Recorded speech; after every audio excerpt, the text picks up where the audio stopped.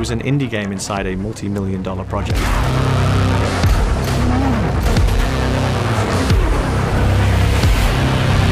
Back in the day, so it was a game called World at War.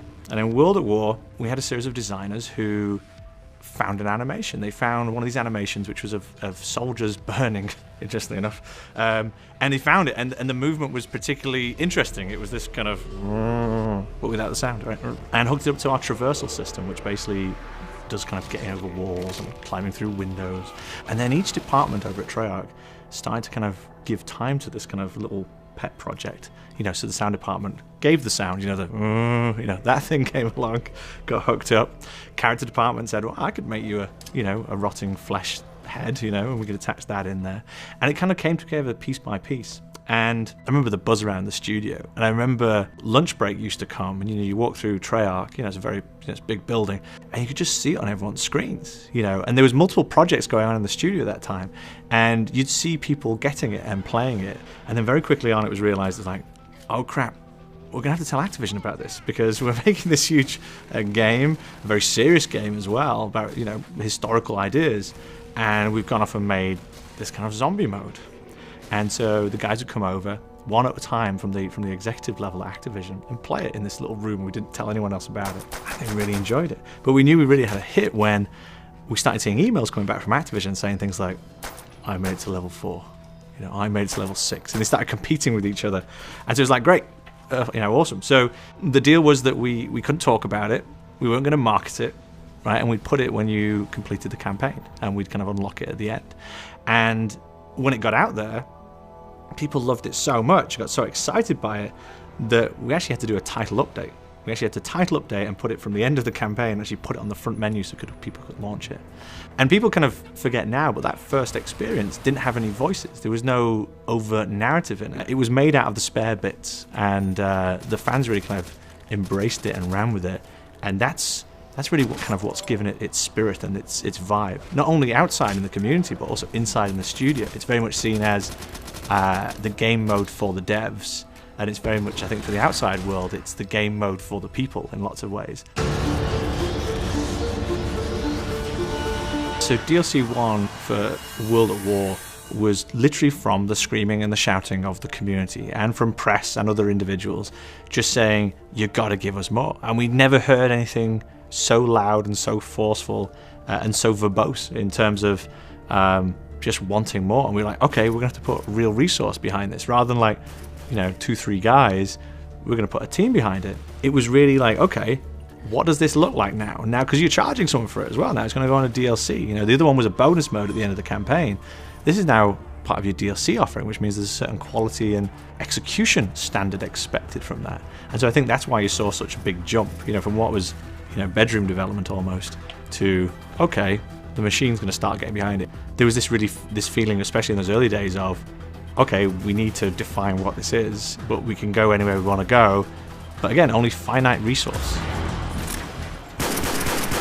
All the stuff in GRIZZ was all, twist on Nazi theory and Nazi conspiracy ideas of the hidden factory that had the bell and the flying machine, and so we just took a lot of that mythos together and started kind of weaving that. And then we started introducing the concept of, okay, well, why are the characters forgetting what they're doing every single time? And the concept of 115 and so forth started to kind of come out, which is like, does it have an effect on the mind? And then these guys have been, the test subjects, and that had already been explored in the earlier DLCs, but I really just like, okay, well, how does that work now in this kind of environment? How is that working with these teleporters? So we really started to explore the narrative further at that point.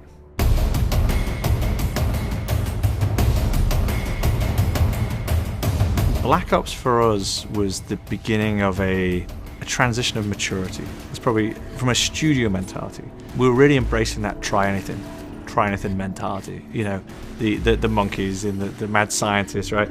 It was like, okay, let's try these different things, and that's what has and always hopefully will be the spirit of Zombies, which was to not kind of fear trying something that was different, and sometimes punishing to a player, because it would give us posts to tell us where to go, what to try, what to do.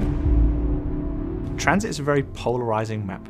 It really tried to experiment with this idea of a vehicle that moved you quite a distance around a map, and then different kind of tones of energy. And no matter what your kind of feelings of whether you like it or don't like it, I think it's essential. I think it's an absolute required part of where we've got to today, because a lot of those aspects were either worked, or when it didn't work as well as we wanted it to, told us the way for how to improve going forwards. The kind of key thing to kind of tuning in a zombie map is for people to blame themselves, not the game. And that's when you can tell that you actually got your zombie map right. Because we killed you.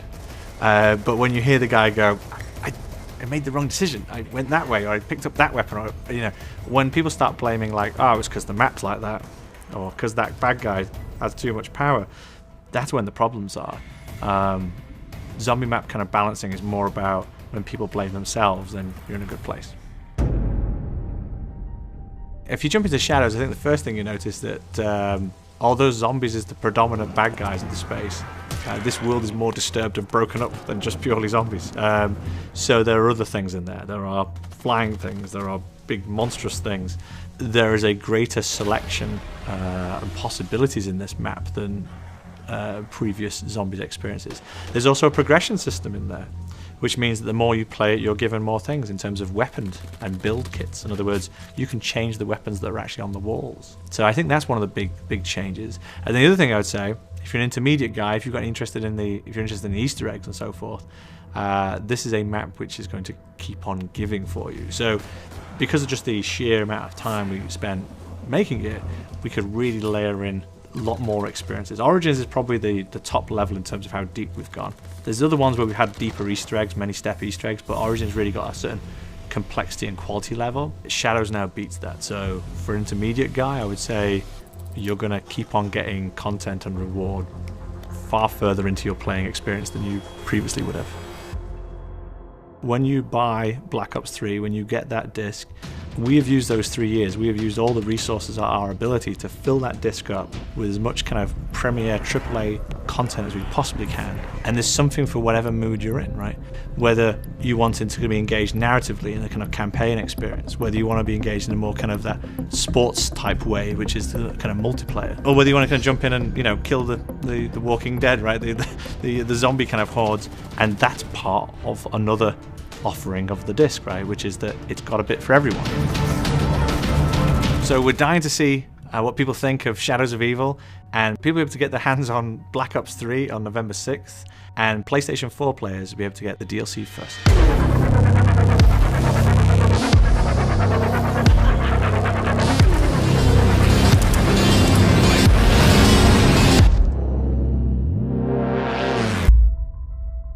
Are there any other surprises in store for players of Shadows of Evil? Yes.